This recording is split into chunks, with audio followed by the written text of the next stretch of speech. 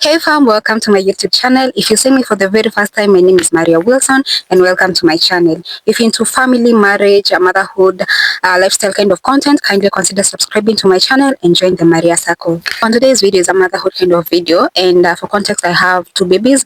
I have a boy being the first born and a girl being the second born. The boy is 3 years, 7 months and the girl is 1 year, 4 months. Yes, 4 months turning 5 months. So today I wanted to share my experience as a mom, and in this case, a mom of two. So I thought the best way I could maybe do this is via a Q&A, and the best way I could get good questions that will lead to conversation is asking ChatGPT.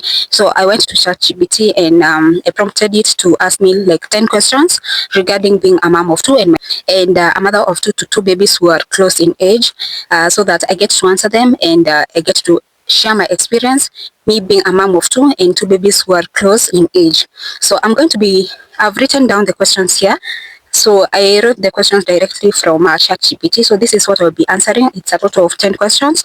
So this is what I'll be answering as I get to share my experience being a mom of two. So we'll head straight to the questions. And the first question is, so one of the hardest things that I'm facing raising my babies who are close in age, I can say it's when it comes to correcting them. My son is at an age where he is exploring a lot.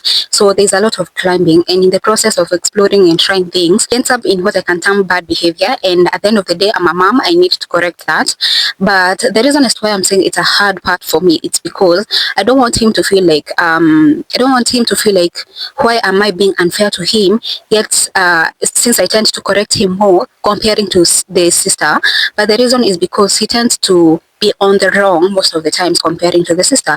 So I have to correct him, but at the same time, I don't want him to view it as me being unfair to him by correcting him most of the times compared to her sister. What I'm doing is, before I get to correct him, I first get to make him understand why I'm correcting him and where he went wrong. That's what I'm doing. But at the end of the day, it's difficult because even the sister hates to see the brother crying, because sometimes I'm required to pinch so that next time he will remember that if I do this, mom is going to pinch me. And even the sister gets so angry as to why am I pinching his brother. So that's one of the hardest part I'm facing. Maybe I can add one more, and this is when it comes to spending time with them and doing activities with them. The last born tends to get the attention and the care quite easily because everyone in the household knows that she's the young one.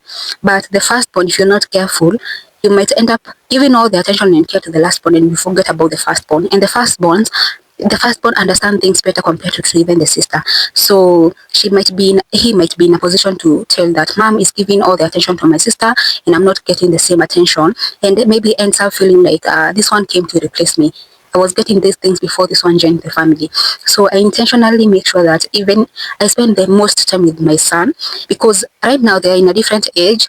The things the things that they love at the moment are quite different, because even the cartoon that they are watching, it's different, so they are interested in different things. So I tend even to take part in more activities that my son is interested in compared to the one my daughter is interested in for now, so that my son doesn't end up feeling like the sister came to replace him and maybe took away the attention in him, because if I'm not careful I might end up making the older one hate the young one. So that's another difficult one, but at least I'm managing by intentionally creating time for the big one, because he understands things better than even the sister. So that's those are my two main difficulties that I get to deal with when it comes to raising my two babies who are close in age.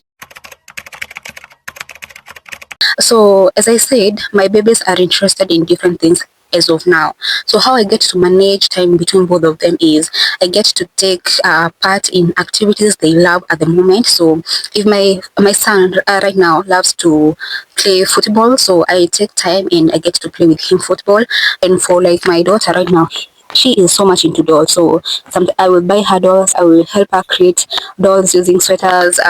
So that's how I tend to manage time with them, and I tend to manage time with them separately and together, so that I get to understand each baby as a baby, and I get also to experience how they relate with each other when they are together. So I get to spend time with each baby separately, and I also get spend time with them like together, so I get to understand how they relate, how they coexist between each other, and also separately helps me to understand this baby likes this and hates this, and this baby likes this and hates this. So I also get to understand them as an individual. So that's what I basically do. The other way that I get to manage time between the both of them is I get to create activities that we can do together. Maybe when I'm folding clothes, I get to involve them and let them help me what I'm doing. This one is simple. I let babies be babies. But while at it, I let them know that you're not supposed to do this, you're not supposed to do this. But if they do it differently, maybe they take maybe a caution and place it at a different place, that's not an enough reason to punish them. So I just let babies be babies, as I also train them that it's good to keep something organized, but it's not on gunpoint that you have to know this immediately. At the end of the day, it's for a small time. They are going to grow up and they are going to learn. So I enjoy the moment they are being babies and being clueless as I train them slowly to understand things better and to know that a house needs to be organized, but no pressure with that one. I just let them be babies as I train them slowly. First thing first, I accept that I'm exhausted, and this doesn't mean that I'm a bad mom, and it's okay to feel exhausted, it's okay to experience burnout. And from accepting that I'm exhausted, I accept to be hurt. This is maybe from my nanny, from my husband, and from there they can take over when I'm exhausted. And with that, I tend maybe to spend me time, maybe by doing skincare, by staying indoors, locked in my bedroom, maybe taking walks. Those practices makes me a better mom because I tend to care for my babies when I am full of energy. And when you're not okay, you will not be in a position to take care of your baby. So it's normal to feel exhausted, and you shouldn't feel like you're a bad mom when you're exhausted. Just accept that I'm exhausted. It's normal. I'm a human being, and I need to be helped. And this is the way you can help me. First thing first, raising a boy is so different with raising a girl. The first thing I noticed that was different is my boy. We would stay up the whole night, especially when he was like a baby. An infant, a baby. When he was a baby, we would stay the whole night up. He used to sleep from around 5. But with my girl, she used to sleep the whole night. I was even the one to wake her up to breastfeed. So that's one of the differences. Difference was my son was a poor feeder up until now. We have to force him to eat. My girl has appetite for days. She can eat until you're the one to tell her to stop. So that I can remember, my son started walking a bit late, like one year 3 months, and my daughter started walking at 10 months. My son grew his first teeth at 7 months, and my daughter grew his teeth at 1 year. I mean her teeth at 1 year. That's some of the differences that I can remember between my baby 2 and my baby 1. The other difference is with my daughter, it was easy to raise her, especially month 1 to month 3, because she was the kind of baby, once she is full, she can sleep the whole day. And she will only cry when she's hungry, not even if she's like maybe wet, but she used to cry only when she is hungry. Comparing to my son would only sleep when you're holding him. So it was more difficult to raise him, and also during the night we would stay up until maybe around 5. So it was easier raising my daughter than raising my son, especially on the first 3 months. One thing I would wish people to know, especially if you have not been in a position where you are a stay-at-home mom, is that stay-at-home moms do the most. It's a job like any other, and I feel like it's more of a job than some of the jobs that people do out here. It's a 24/7 kind of job, and it's so exhausting, especially if you don't have people around you who understand that it's a job and it's exhausting. Because so many people tend to think that because you're home, you're not doing anything. Especially if you have not been in the shoes of a stay-at-home mom, do not judge that. That's a whole job. That's a whole job. Actually, I think that like an 8 to 5 job, it's a bit easier compared to stay-at-home mom, because at least with you, you get to office at 8 and come home at 5. At least get to rest. With a mom, wake up maybe at 6, get to prepare the husband, or maybe even if you don't have a husband, get to prepare your babies. Stay with your babies the whole day. It's exhausting in all directions, from mentally to physically to emotionally. I mean, it can take a toll on you. So give grace to stay-at-home moms, and if you have one, appreciate her. Do not compare her to what you do, because that's a 24/7 job, you're comparing with an 8 to 5 job. So you cannot compare the two. You are one, more grace to you, and you're doing a good job. All the time, all the time. Sometimes I need to go out there and look for money, and immediately I step out of the gate, mom guilt strikes me. I start thinking, am I a bad mom? I've left my babies alone. Do I value money more than I value them? But at the end of the day, they need the money to to run I need the money to run their life, maybe, and also make their life better. So I get mom guilt all the time, even on the smallest things. Sometimes I'll go to shopping for my baby's clothes. Maybe I might end up getting some good stuff for my son, and maybe I get unlucky in getting good stuff for my daughter. Maybe I don't have the courage to go forward and say, I'm going to buy for my son right now and I'm going to buy for my daughter later. I must get things in equal measures, actually. I cannot get like maybe 5 trousers for my son and I end up getting 3 dresses for my girl. Mom guilt is going to strike in. So if I'm getting 4 trousers for my son, I get 4 dresses for my daughter. It's that crazy. And sometimes if I come home and hug my son first, I feel the mom guilt. I feel the mom guilt of why didn't I hug my daughter first? It's crazy. It's crazy. Motherhood is crazy, crazy, because I get the mom guilt at the tiniest of things. How do I handle it? I'm yet to know how to handle it, honestly, because up until now, I get the mom guilt. So let me know how you handle your mom guilt, because over here, we are doing terrible, terrible.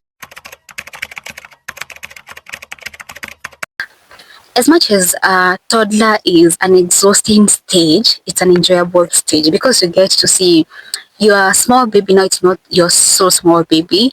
She or he can get to do things on their own. So I would say toddler stage, it's an exhausting stage because you'll do a lot of shouting, of running around, but I would say it's an exciting stage for me because not like the newborn stage where they're just maybe lying down and sleeping. Toddler stage is an enjoyable stage, but it's an exhausting stage. So I would say that actually for both of my babies, and especially now because they are two, I tend to see how they relate with each other. I tend to see how they love on each other. I tend to see how they fight. So toddler stage it is. Oh my God. The sweetest thing that I'm really enjoying currently is how my babies are having conversation with me. The big one is now constructing sentences. It's easier to understand what he wants. It's easier for him to communicate when he wants something and when he doesn't want something. When he is hungry, he's in a position to communicate. So I'm really enjoying that my boy now can communicate so well with me. And because of the show that he gets to watch, he has an accent. So I'm also really enjoying teaching him my own mother tongue because I want him to know. So I really enjoy how he pronounces my mother tongue names. So that's one of the sweetest things I'm enjoying. And with my daughter, I'm enjoying how she's learning how to pronounce words from his brother. So every day it's a surprise day because I get to hear a new word from her, what she gets to learn from the brother, and she's doing that really quick because as of now she can also communicate. You can know when she's mad, when she wants something. So I'm really enjoying how they also having conversation between each other. So that's what I'm really enjoying at the moment. What's one piece of advice you'd give a new mom? Enjoy every moment. They will grow up and you'll miss those moments, to be honest. Right now, I don't have a newborn. I miss those, how I would hold them and they would stay with me without wanting to move around. Right now, there's none of them that want me to hold them in one position. So enjoy each moment because you're going to enjoy those moments later. So if you're in toddler stage, enjoy toddler stage before they get maybe to teenage. If you're in a newborn stage, enjoy newborn before they start crawling. So enjoy each moment and each stage with the baby because you're definitely going to miss those moments. That's all about this video. I hope you got to learn something and share your experiences. If you have one baby, you have 3 babies, you have 2 babies, we get to share our experiences on the comment section. You join Maria's circle as well. Here we have honest, authentic conversation and vlogs as well. So join Maria's circle by subscribing to my YouTube channel. If you have more questions, if you want a part 2 of this, I can still go back to ChatGPT, ask it to ask me more questions. And if you have questions that you want me to answer, you can also drop them in the comment section. So that was all about this video. I hope that you got to enjoy the video. Engage with me in the comment section. Make sure you leave a like, subscribe to the channel, put your notification on so that every time I get to upload a video, you get a notification. So until the next one, for now it's bye bye, keep safe. I love you so much. Bye.